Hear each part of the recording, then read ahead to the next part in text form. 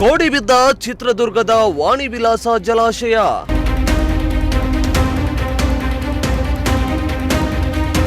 ಕೋಡಿ ಬಿದ್ದ ದೃಶ್ಯವನ್ನ ನೋಡಲು ಹೋಗಿ ಕೊಚ್ಚಿ ಹೋದ ಯುವಕ.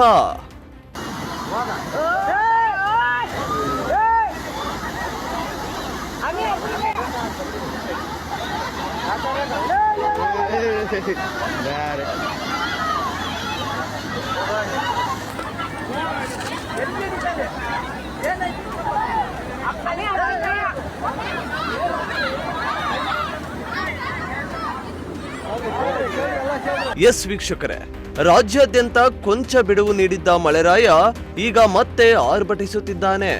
ಎಡಬಿಡದೆ ಸುರಿದ ಭಾರೀ ಮಳೆಯಿಂದಾಗಿ ಚಿತ್ರದುರ್ಗ ಜಿಲ್ಲೆಯ ಹಿರಿಯೂರು ಬಳಿ ಇರೋ ಪ್ರಸಿದ್ಧ ವಾಣಿ ವಿಲಾಸ ಜಲಾಶಯ ವರ್ಷದಲ್ಲಿ 2ನೇ ಬಾರಿಗೆ ಕೋಡಿ ಬಿದ್ದಿದ್ದು, ಈ ದೃಶ್ಯವನ್ನ ನೋಡಲು ಜನಸಾಗರವೇ ಹರಿದು ಬರ್ತಾ ಇದೆ.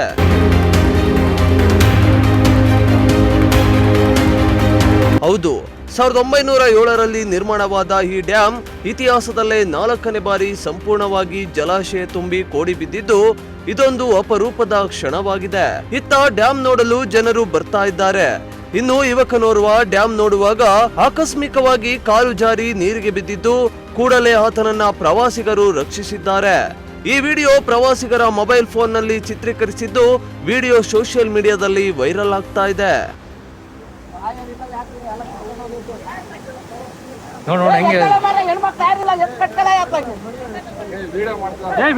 ಇನ್ನಾದರೂ ಸಂಬಂಧಪಟ್ಟ ಅಧಿಕಾರಿಗಳು ಎಚ್ಚೆತ್ತು ಸಾರ್ವಜನಿಕರು ಡ್ಯಾಂ ಹತ್ತಿರ ಹೋಗದಂತೆ ಸುರಕ್ಷತಾ ಕ್ರಮಗಳನ್ನ ಕೈಗೊಳ್ಳಬೇಕೆಂದು ಪೊಲೀಸರು ಕಟ್ಟೆಚ್ಚರ ಹೇಳಿಕೆ ನೀಡಿದ್ದಾರೆ.